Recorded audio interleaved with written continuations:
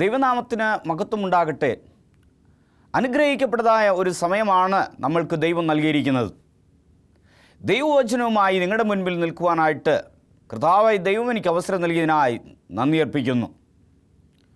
പ്രിയമുള്ളവരെ, ഓർക്കുക എന്നുള്ളൊരു വിഷയമാണ് നിങ്ങളുടെയായ മുന്നിൽ അവതരിപ്പിക്കുവാനായിട്ട് ഞാൻ ആഗ്രഹിക്കുന്നത്. നമ്മൾ നമ്മുടെ ജീവിതത്തിൽ അനേകവിധമായ നന്മകൾ പലരിൽ നിന്നും നമുക്ക് ലഭിക്കാറുണ്ട്. പലപ്പോഴും നാം അത് ഓർക്കുകയോ അതിനെപ്പറ്റി ചിന്തിക്കുകയോ ചെയ്യാതെ അത് മറന്നു കളയുന്ന അനുഭവങ്ങളാണ് നാം കാണുന്നത്. പലരും പറയും, ഞാൻ ഇന്ന വ്യക്തിക്ക് ഇന്ന കാര്യം ചെയ്തു, എന്നാൽ ആ വ്യക്തി അതിനെക്കുറിച്ച് യാതൊരുവിധമായ ഓർമ്മയുമില്ല, അത് ഓർക്കുന്നു പോലുമില്ല. എന്നാൽ പല നല്ല മനുഷ്യർ അവർക്ക് ഒരു ഗ്ലാസ് വെള്ളം കൊടുത്താൽ പോലും അത് ഓർത്തിരുന്ന് അതിന് പകരമായി എന്തെങ്കിലും ചെയ്യണമെന്ന് അവർ വളരെയധികം പ്രയാസപ്പെടുന്നതായിട്ട് നമുക്ക് കാണുവാനായിട്ട് കഴിയും. പ്രിയമുള്ളവരെ, അപ്പോൾ ഇതിനോടനുബന്ധിച്ച് ഒരു സംഭവം നിങ്ങളോട് പറയുവാനായിട്ട് വിവരിക്കുവാനായിട്ട് ആഗ്രഹിക്കുന്നു. ഒരു അധ്യാപകൻ തൻ്റെ ക്ലാസ്സിൽ സ്റ്റീഫൻ എന്ന് പറഞ്ഞ ഒരു വിദ്യാർത്ഥിയെ വളരെയധികം ശ്രദ്ധ വച്ചു. ആ സ്റ്റീഫന് അവനിലുള്ളതായ താലന്ത് എന്താണെന്ന് മനസ്സിലാക്കിക്കൊണ്ട് ആ അധ്യാപകൻ സ്റ്റീഫന് പടം വരയ്ക്കുവാനുള്ള പ്രോത്സാഹനം അവിടെ നൽകുകയുണ്ടായി. അപ്പോൾ ആ സ്റ്റീഫൻ എന്ന് പറഞ്ഞ വിദ്യാർത്ഥി അവൻ ചെറിയ ചെറിയ പടങ്ങൾ അവൻ പഠിക്കുന്ന അല്ലെങ്കിൽ ഒഴിവ് സമയം അവൻ വരയ്ക്കുന്നത് പതിവായിരുന്നു. വളരെ നന്നായി ആ താലന്ത് ആ കുഞ്ഞ് ഉപയോഗിക്കുവാൻ തുടങ്ങി. അങ്ങനെ ആ അധ്യാപകൻ്റെ പ്രോത്സാഹനത്താൽ ആ കുട്ടി നല്ല നല്ല ചിത്രങ്ങൾ വരച്ച് അവൻ ഒരുപാട് സമ്മാനങ്ങൾ അത് നേടിക്കൊടുത്തു. അവസാനമായി നോക്കുമ്പോൾ ലണ്ടനിലുള്ളതായ പ്രൈം മിനിസ്റ്റർ അദ്ദേഹത്തെ ആ കുഞ്ഞിനെ അവനെ വിളിച്ച് അവിടെയുള്ളതായ ഒരു പട്ടണത്തിൻ്റെ പടം വരയ്ക്കുവാനായിട്ട് ആവശ്യപ്പെട്ടു. അതിനെ തുടർന്ന് അവിടെയുള്ള പ്രധാനപ്പെട്ടതായ കെട്ടിടങ്ങളുടെ പടങ്ങൾ വരയ്ക്കുവാനായിട്ട് ആവശ്യപ്പെട്ടു. അവൻ വരച്ചതായ ആ പടങ്ങൾ വളരെ മനോഹരമായും അത് എപ്രകാരമായിരിക്കുന്നുവോ ആ യഥാർത്ഥമായി കാണുന്ന രീതിയിൽ തന്നെ അവൻ വളരെ മനോഹരമായി ക്യാൻവാസിൽ പകർത്തുവാനായിട്ട് ദൈവം ആ കഴിവ് നൽകി. അങ്ങനെ പിന്നീട് അവൻ ലോകത്തിൽ വളരെയധികം പ്രശസ്തി ആർജിച്ച ഒരു പെയിൻറ്ററായി. അവൻ നല്ല ചിത്രങ്ങൾ വരയ്ക്കുകയും അനേക ദേശങ്ങളിൽ നിന്ന് ഈ വ്യക്തിയെ സ്റ്റീഫനെ പലരും വിളിക്കുകയും പല അവസരങ്ങൾ അവിടെ ആ സ്റ്റീഫന് കൊടുക്കുകയും അങ്ങനെ സ്റ്റീഫന് വലിയ വലിയ സമ്മാനങ്ങളും അവാർഡുകളും സ്റ്റീഫന് ലഭിക്കുകയുണ്ടായി. വളരെയധികം അവൻ പ്രശസ്തി ആർജിച്ച ഒരു ചിത്രകാരനായി പടം വരയ്ക്കുന്ന ആ കഴിവിലൂടെ അല്ലെങ്കിൽ തൻ്റെ അധ്യാപകൻ അവന് നൽകിയതായ പ്രോത്സാഹനത്തിലൂടെ അവന് വളരുവാനായിട്ട് സാധിച്ചു. ഒരു ചിത്രം വരയ്ക്കുന്നതിന് മുന്നേ ഹെലികോപ്റ്ററിൽ 20 മിനിറ്റ് ഏതെങ്കിലും പട്ടണത്തിൻ്റെയോ അല്ലെങ്കിൽ ഏതെങ്കിലും ഒരു ദേശത്തിൻ്റെയോ ഏതെങ്കിലും ഒരു കെട്ടിടത്തിൻ്റെയോ പടം വരയ്ക്കണമെന്ന് ആവശ്യപ്പെട്ടാൽ 20 മിനിറ്റ് ഹെലികോപ്റ്ററിൽ അദ്ദേഹം സഞ്ചരിച്ച് അത് കാണുകയും അത് കണ്ട ശേഷം ആ ചിത്രം വളരെയധികം വ്യക്തമായിട്ട് തന്നെ യാതൊന്നും അതിൽ വിട്ടുവിടാതെ വളരെ നല്ല രീതിയിൽ അത് സ്റ്റീഫൻ വരയ്ക്കുന്നത് പതിവായിരുന്നു. അദ്ദേഹത്തിൻ്റെ കഴിവിനെ പ്രശംസിച്ച് അനേകവിധമായ സമ്മാനങ്ങളും അവാർഡുകളും പല ഗവൺമെൻറ്റുകളും സ്റ്റീഫന് നൽകുകയുണ്ടായി. ഇവിടെ അവന് എല്ലാം ആ 20 മിനിറ്റിനുള്ളിൽ കാണുന്ന കാര്യങ്ങൾ അവൻ്റെ ഓർമ്മയിൽ അവനത് കൊണ്ടുവരികയും അത് വരയ്ക്കുവാനുള്ള ആ ജ്ഞാനവും പരിജ്ഞാനം ദൈവം നൽകിക്കൊടുത്തു എന്നാണ് നാം കാണുന്നത്. പ്രിയമുള്ളവരെ, ഓർക്കുക എന്നുള്ളത് അല്ലെങ്കിൽ ഓർമ്മയിൽ കൊണ്ടുവരിക, കണ്ട കാര്യങ്ങൾ റീകോൾ ചെയ്യുക എന്നുള്ളത് ഒരു കഴിവ് തന്നെയാണ്. പഠിക്കുവാനുള്ള ഓർമ്മശക്തി ഇല്ലാതെ ആ മെമ്മറി പവറില്ലാതെ, ഓർമ്മശക്തി ഇല്ലാതെ പല കുഞ്ഞുങ്ങളും വളരെയധികം പ്രയാസപ്പെടുന്നതായിട്ട് നമുക്ക് കാണുവാനായിട്ട് സാധിക്കും.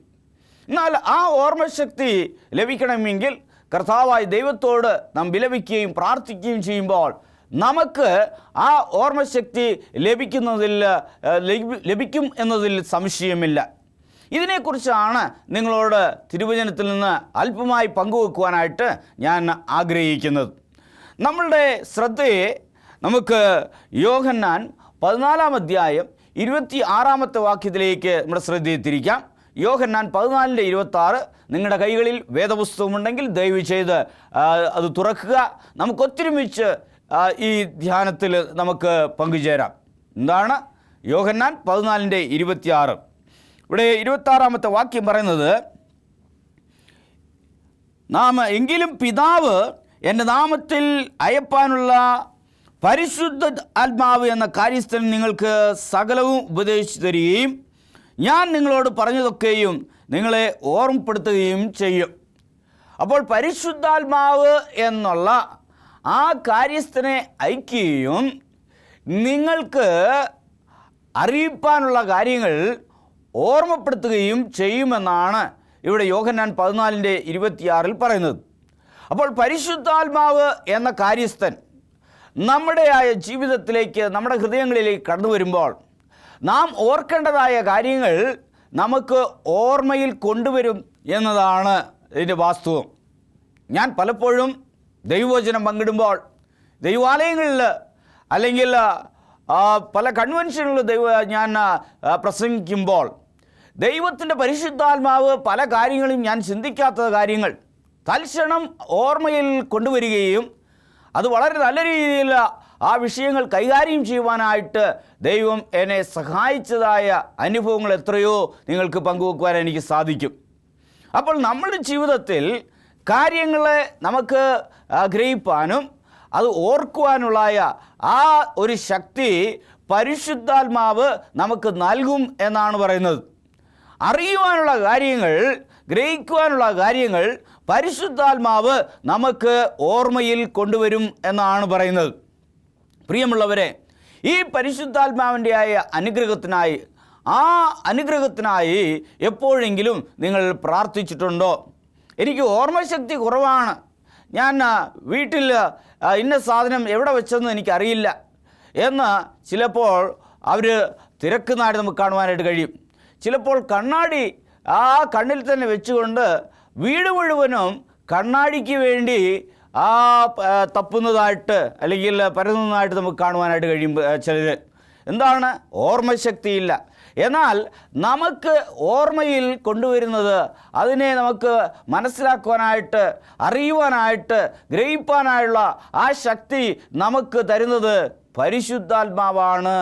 ഞാനൊരു കാര്യസ്ഥനെ നിങ്ങൾക്ക് അയപ്പാനുള്ളവനെ അയക്കും, അറിയുവാനുള്ള കാര്യങ്ങൾ ആ പരിശുദ്ധാത്മാവ് നിങ്ങൾക്ക് സകലതും ഓർമ്മയിൽ കൊണ്ടുവരും എന്നാണ് വചനം ഇവിടെ പറയുന്നത്.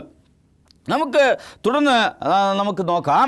ഇവിടെ സഭാപ്രസംഗിയുടെ പുസ്തകം 12-ാം അധ്യായം 1-ാമത്തെ വാക്യത്തിൽ എന്താണ് പറയുന്നത് നമുക്ക് നോക്കാം. നിന്റെ യൗവനകാലത്ത് നിന്റെ സൃഷ്ടാവിനെ ഓർത്തുകൊള്ളുക.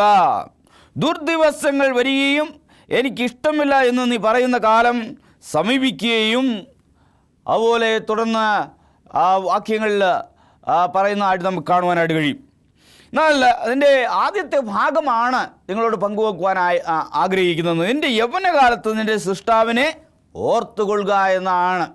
പ്രായം ചെന്ന് പല്ലെല്ലാം കൊഴിഞ്ഞ് നടക്കാൻ മേലാത്ത അവസ്ഥയിൽ അല്ല ആ സൃഷ്ടാവിനെ ഓർക്കേണ്ടത്. വളരെയധികം ചൂടും ചുരുക്കുമായി, വളരെയധികം ഉത്സാഹത്തോടുകൂടി അനേക കാര്യങ്ങൾ ചിന്തിക്കുവാനും എന്തിനേയും നേരിടുവാനുള്ള ധൈര്യമുള്ളപ്പോൾ നിൻ്റെ യൗവനകാലത്ത് നീ നിന്റെ സൃഷ്ടാവിനെ എന്ത് ചെയ്യുക? ഓർത്തുകൊള്ളുക എന്നുള്ളതാണ്. യൗവനകാലം എന്നുള്ളത് അത് വളരെയധികം ഒരു ആപത്ത് നിറഞ്ഞതായ ഒരു കാലഘട്ടമാണ്. അത് വളരെയധികം സെൻസിറ്റീവായിട്ടുള്ള ഒരു കാലഘട്ടമാണ്.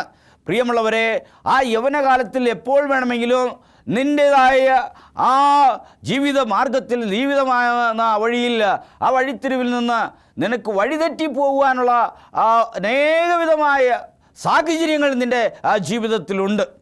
അപ്പോൾ കർത്താവായ ദൈവത്തെ നിൻ്റെ ജീവിതത്തിൽ നീ ഓർക്കുകയാണെങ്കിൽ ആ ഒരു വ്യതിയാനം വരാതെ നീ കാര്യങ്ങൾ വളരെയധികം ഗൗരവമായി ആ ദൈവത്തെ ഓർത്തുകൊണ്ട് വളരെ ശ്രദ്ധ വെച്ച് നീ ചെയ്യേണ്ടതായ കാര്യങ്ങൾ ഭംഗിയായി നിർവഹിക്കുവാനായിട്ട് നിനക്ക് സാധിക്കുമെന്നതിൽ സംശയമില്ല. അപ്പോൾ നിൻ്റെ നല്ല പ്രായത്തിൽ നിൻ്റെ ദൈവത്തെ, നിൻ്റെ സൃഷ്ടാവിനെ നീ ഓർത്തുകൊള്ളണം എന്ന് വചനം ഇവിടെ നമ്മളെ പഠിപ്പിക്കുന്നതായിട്ട് നമുക്ക് കാണുവാനായിട്ട് കഴിയും. എപ്പോഴാണ് നമ്മൾ ഓർക്കേണ്ടത്? നമ്മുടെ യൗവനകാലത്ത് നമ്മൾ ചിന്തിക്കുവാനും പ്രവർത്തിക്കുവാനും കഴിവുള്ളതായ ആ സമയത്താണ് ദൈവത്തോട് നമ്മൾ കൂടുതൽ അടുത്തു വരേണ്ടത്. നമ്മൾ 1 തീമോഥെയോസിലും നമ്മൾ നോക്കുമ്പോൾ 4-ാം അധ്യായത്തിൽ ഇതുപോലെ തന്നെയാണ്. എന്താണ്? നാം നമ്മുടെ യൗവനത്തെ ഒരിക്കലും എന്ത് ചെയ്യരുത്? തുച്ഛീകരിക്കരുത് എന്നാണ് പറയുന്നത്. അപ്പോൾ യൗവനപ്രായം നല്ല പ്രായമാണ്.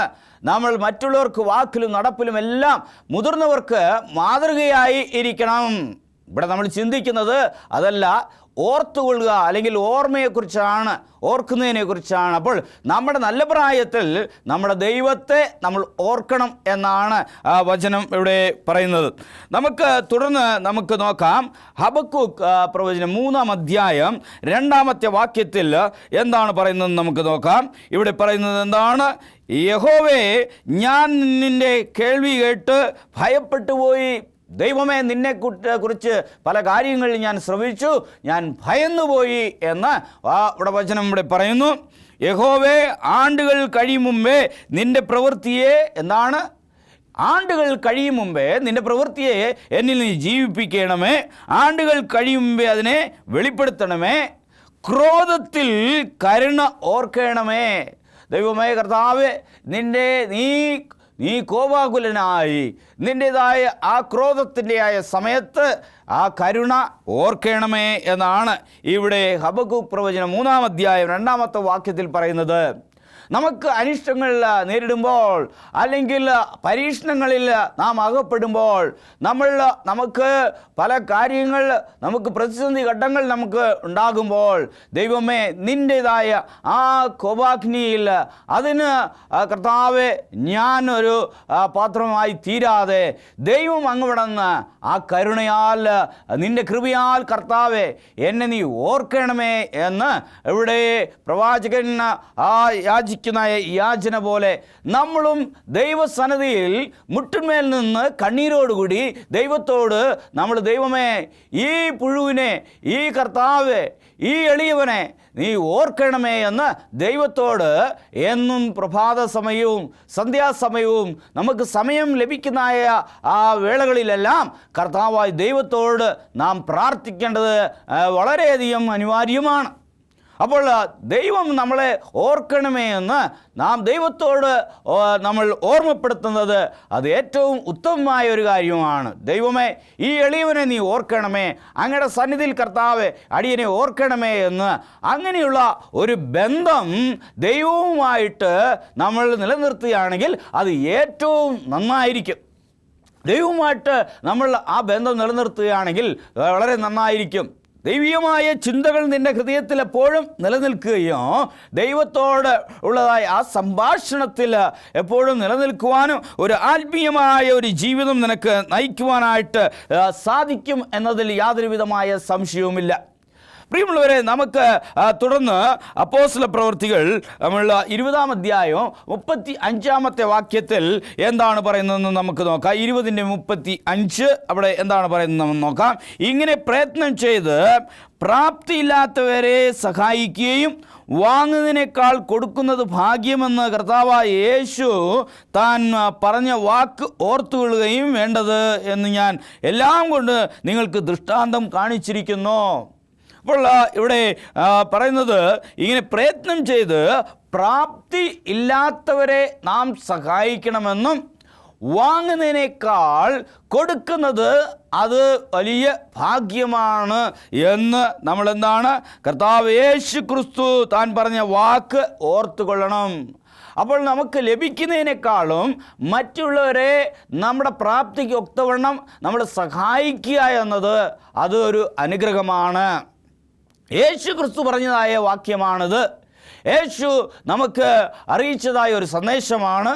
ഈ സന്ദേശം നമ്മൾ എന്താണ് അത് ഓർത്തുകൊണ്ട് ഈ ദൂത് മനസ്സിൽ സംഗ്രഹിച്ചു വെച്ചുകൊണ്ട് നമ്മൾ അവൻ പറഞ്ഞതായ ഉപദേശങ്ങൾ ഓർത്തുകൊള്ളണം എന്നാണ് വചനം പറയുന്നത്. വാങ്ങുന്നതിനേക്കാളും അല്ലെങ്കിൽ നമുക്ക് ലഭിക്കുന്നതിനേക്കാളും മറ്റുള്ളവർക്ക് കൊടുക്കുന്നത് വലിയ അനുഗ്രഹമാണ്. പലപ്പോഴും പലരും എന്താണ് മറ്റുള്ളവർക്ക് കൊടുക്കുന്നതിൽ വളരെയധികം എന്താണ് നമ്മൾ പിശുക്കത്തരം എന്ന് പറയും. അതായത് കൊടുക്കാൻ നമുക്ക് മനസ്സില്ല. ചിലരൊക്കെ എന്താണ് 100 സാരി ഉണ്ടെങ്കിലും ശരി, വീണ്ടും ഒരെണ്ണം കൂടി എനിക്ക് കിട്ടിക്കോട്ടെ എന്ന് പറയും. എന്നാൽ അതിലൊരെണ്ണം പോലും ഞാൻ കൊടുക്കില്ല എന്നുള്ള മട്ടാണ് സ്ത്രീകൾക്ക് ചിലർക്ക്. എന്നാൽ ആണുങ്ങളെ സംബന്ധിച്ചോളം നോക്കുകയാണെങ്കിൽ അവൻ്റെ പോക്കറ്റിൽ 1000-ൻ്റെ നോട്ടുണ്ടെങ്കിൽ പോലും ഒരു 50 പൈസ അല്ലെങ്കിൽ 1 രൂപ പോലും കൊടുക്കുവാനായിട്ട് മനസ്സില്ലാത്ത എത്രയോ വ്യക്തികൾ ഉണ്ട്. പ്രിയമുള്ളവരെ, നമ്മൾ അങ്ങനെയല്ല. ദൈവത്തിനാൽ അനുഗ്രഹിക്കപ്പെട്ട മക്കളായി തീരണമെങ്കിൽ നിൻ്റെ പ്രാപ്തിക്കൊത്തവണ്ണം, നിൻ്റെ പ്രയത്നഫലത്താൽ നിനക്ക് ലഭിക്കുന്ന വരുമാനത്തിൽ നിൻ്റേതായ കഴിവിനൊത്തവണ്ണം മറ്റുള്ളവർക്ക് കൊടുത്ത് അവരെ സഹായിക്കണം എന്ന് ഈ വാക്യങ്ങൾ കർത്താവ് യേശു ക്രിസ്തു പ്രസ്താവിച്ചത് അത് നീ നിൻ്റെ ജീവിതത്തിൽ എന്ത് ചെയ്യണം, അത് ഓർത്തുകൊള്ളണം എന്ന് ദൈവം ഇവിടെ പറയുകയാണ്.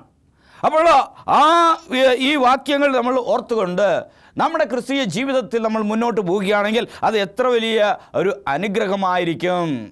നമ്മൾ ദൈവത്തിൻ്റെ ഉപദേശങ്ങൾ ഓർക്കുമ്പോൾ ദൈവം നമ്മളെയും ഓർക്കുകയും നമ്മളുടെ അവസ്ഥകളെ മാറ്റി ചമയ്ക്കുവാനായിട്ട് അവൻ എപ്പോഴും തയ്യാറാകുന്നതായിട്ട് നമുക്ക് കാണുവാനായിട്ട് കഴിയും. പ്രിയമുള്ളവരെ, നാം തുടർന്ന് നമുക്ക് നോക്കാം നെഹെമ്യയുടെ പ്രവചനം 13-ാം അധ്യായം 14-ാമത്തെ വാക്യത്തിൽ എന്താണ് പറയുന്നത് നമുക്ക് നോക്കാം. 13-ന്റെ 14, എൻ്റെ ദൈവമേ, ഇത് എനിക്കായി ഓർക്കണമേ.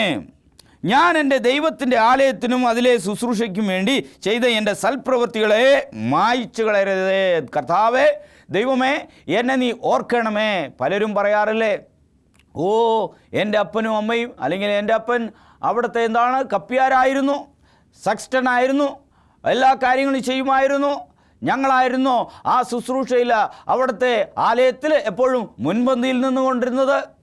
അങ്ങനെ പലരും പറയുന്നതായ കാര്യങ്ങൾ, അങ്ങനെയുള്ള അനുഭവങ്ങളുണ്ട്. അപ്പോൾ ഇവിടെ എന്താണ്, ദൈവമേ, ഞാൻ നിനക്ക് വേണ്ടി നിൻ്റെ സന്നിധിയിൽ നിൻ്റേതായ ശുശ്രൂഷയ്ക്ക് വേണ്ടി ചെയ്തതായ കാര്യങ്ങളെ ഓർക്കണമേ.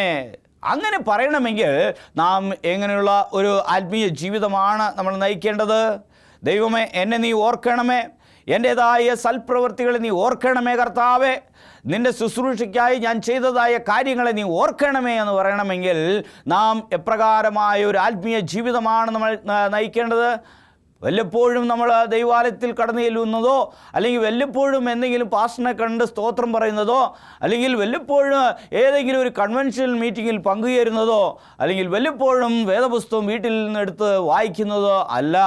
ഒരു ശരിയായ നിരന്തരമായ ഒരു ആത്മീയ ബന്ധം കർത്താവായ ദൈവവുമായിട്ട് നമുക്കുണ്ടെങ്കിൽ മാത്രമേ നമുക്ക് നമ്മുടേതായ കാര്യങ്ങളെ ഓർക്കണമേ എന്ന് പറയുവാനായിട്ട് സാധിക്കുകയുള്ളൂ.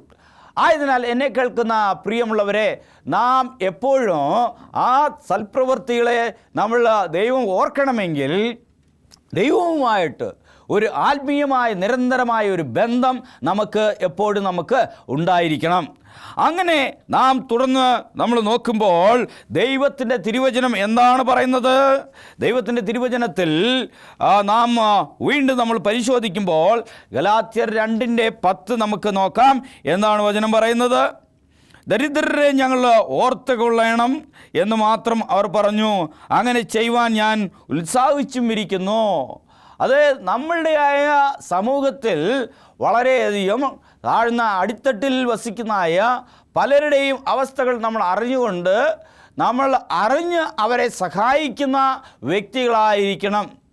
ദൈവം നമുക്ക് നൽകുന്നതായ ആ അനുഗ്രഹങ്ങൾക്ക് നമ്മൾ എപ്പോഴും എന്താണ് നന്ദിയുള്ള മക്കളായിരിക്കണം.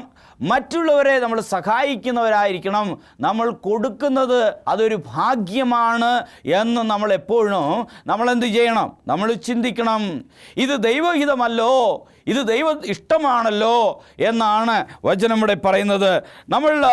അതുപോലെ തന്നെ നമ്മളുടെ ജീവിതത്തിൽ നമ്മൾക്ക് മാത്രമല്ല, ഒരു നല്ല ശീലം നമ്മളുടെ കുഞ്ഞുങ്ങൾക്കും നമ്മൾ അത് ഉണ്ടാക്കി കൊടുക്കുന്നത് നല്ലതാണ്.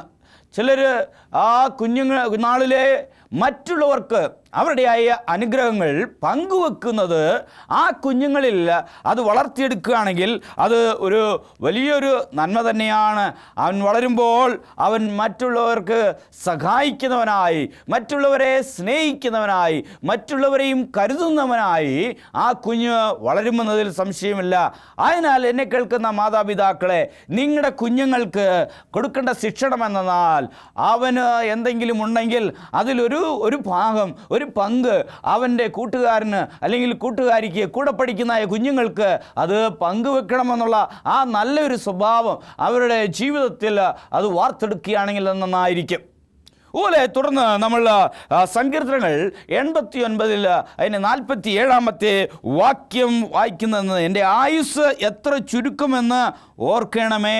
പ്രിയമുള്ളവരെ, വളരെ പ്രധാനപ്പെട്ട ഒരു വാക്യമാണ്. എന്താണ് ഇവിടെ പറയുന്നത്? എൻ്റെ ആയുസ് എത്ര ചുരുക്കമാണ് എന്ന് ഓർക്കണമേ എന്നാണ് ഇവിടെ പറയുന്നത്. നമ്മൾ ഈ ലോകത്തിൽ നമ്മൾ ജീവിക്കുന്നത് 60, 70, 80 അല്ലെങ്കിൽ 90, ഭാഗ്യമുണ്ടെങ്കിൽ ചിലർ 100 വർഷം ജീവിക്കും. അപ്പോൾ ഈ ചുരുങ്ങിയ കാലയളവിൽ കർത്താവ് ജീവിക്കുന്നതായ, ഇപ്പോഴാണെങ്കിൽ പറയുകയാണെങ്കിൽ 30 വയസ്സ് പ്രായമുള്ളപ്പോൾ തന്നെ പലരും കടന്നു പോകുന്നു. പലവിധമായ പ്രശ്നങ്ങൾ, പലവിധമായ രോഗം, പലവിധമായ ബുദ്ധിമുട്ടും, പലവിധമായ സംഭവങ്ങളിലൂടെ അനേകർ ഇന്ന് ലോകത്തിൽ നിന്ന് കടന്നു പോകുന്നതായിട്ട് നമുക്ക് കാണുവാനായിട്ട് കഴിയും. അപ്പോൾ ഈ ചുരുങ്ങിയ കാലയളവിൽ കർത്താവ്, എൻ്റെ ആയുസ് വളരെ ചുരുക്കമാണ്, അത് എന്താണെന്ന് എന്നിൽ നിന്ന് നീ ഓർക്കണമേ കർത്താവേ. ഞാൻ എൻ്റെ ഈ ആയുസ്, ചുരുങ്ങിയ ആയുസ്സിനുള്ളിൽ ഞാൻ ദൈവമേ എൻ്റേതായ അവസ്ഥ എന്താണെന്നും എന്നെ നീ എപ്പോഴും ഓർക്കുന്ന ദൈവമായി ഇരിക്കണമേ കർത്താവേ. എൻ്റെ ആയുസ് എത്ര ചുരുക്കം എന്നാണ് ഓർക്കണമേ. എന്ത് മിഥ്യത്വത്തിനായി നീ മനുഷ്യപുത്രന്മാരെയൊക്കെയും നീ സൃഷ്ടിച്ചു എന്ന് വചനം ഇവിടെ പറയുന്നു. എൻ്റെ ആയുസ് എത്ര ചുരുക്കമെന്ന് ഓർക്കണമേ. നമ്മൾ ഒരു ചുരുങ്ങിയ ഒരു കാലയളവിലാണ്, അല്ലെങ്കിൽ ഒരു അല്പായുസ്സുള്ളവരായിട്ടാണ് ഈ ലോകത്തിൽ നമ്മൾ ജീവിക്കുന്നതെന്ന് മനസ്സിലാക്കിക്കൊണ്ട് നാം നമ്മുടെ പദ്ധതികൾ ചിലപ്പോൾ 100 വർഷത്തിന് വേണ്ടി, വരും തലമുറകൾക്ക് വേണ്ടി പദ്ധതികളെല്ലാം ആവിഷ്കരിക്കുമ്പോൾ ഈ കാര്യം നമ്മുടെ മനസ്സിൽ വെക്കണം. നാം മറ്റുള്ളവരോട് മത്സരിക്കുമ്പോൾ, മറ്റുള്ളവരോട് നമ്മൾ കലഹിക്കുമ്പോൾ, മറ്റുള്ളവർക്ക് നാം ചതിയും വഞ്ചനയും ചെയ്യുമ്പോൾ നമ്മുടെ ആയുസ് ചുരുക്കമാണെന്നുള്ള ആ സത്യം എപ്പോഴും ഓർത്തുകൊണ്ട് വേണം നിങ്ങൾ ജീവിക്കുവാനായിട്ട്. നാളത്തെ ദിവസം എനിക്ക് എന്ത് സംഭവിക്കുമെന്ന് എനിക്കറിയില്ല. ദൈവമേ, എന്നെ നീ ഓർക്കണമേ കർത്താവേ. എൻ്റെ ആയുസ് എത്ര ചുരുക്കമായിരിക്കുന്നു കർത്താവേ. ദൈവമേ, എന്നെ ഓർക്കണമേ. ദൈവമേ, നിൻ്റേതായ വഴികളിൽ നടക്കുവാനും നിനക്ക് വേണ്ടിയായ നിൻ്റെ സേവനത്തിൽ മുന്നേറുവാൻ അടിയനെ ഓർക്കണമേ കർത്താവേ. നമുക്ക് പ്രാർത്ഥിക്കാം. നിത്യനും പരിശുദ്ധനുമായ വാഴ്ത്തപ്പെട്ട കർത്താവേ, അനുഗ്രഹിക്കപ്പെട്ടതായ ഒരു സമയം അടിയങ്ങൾക്ക് നൽകിയതിനായ സ്തോത്രം. ഞങ്ങളുടെ ആയുസ് എത്ര ചുരുക്കമാണെന്ന് അടിയങ്ങളെ ഓർമ്മപ്പെടുത്തണമേ. ദൈവം നൽകിയതായ ഈ കർത്താവേ അവസരം, ജീവിക്കുവാൻ നൽകിയ അവസരത്തിനായി സ്തോത്രം. ദൈവമേ, അങ്ങയുടെ നാമമഹത്വത്തിനായി ജീവിക്കുവാനും അനേകരെ അങ്ങയ്ക്ക് വേണ്ടി നേടുന്ന മക്കളായി, നന്മ ചെയ്യുന്ന മക്കളായി ജീവിക്കുവാൻ നീ സഹായിക്കണമേ. കേൾവിക്കാരെല്ലാവരെയും അനുഗ്രഹിക്കണമേ. യേശുവിൻ്റെ തന്നെ നാമത്തിൽ അയച്ചുകൊള്ളുന്ന പ്രാർത്ഥനകൾക്ക് നല്ല ദൈവമേ, ആമേൻ. ഓർക്കണമേ എന്നുള്ളതായ ഈ ധ്യാനത്തിൽ പങ്കുചേർത്ത എല്ലാവർക്കും എൻ്റെ ഹൃദയമായി നന്ദി രേഖപ്പെടുത്തിക്കൊള്ളട്ടെ. നന്ദി, നമസ്കാരം.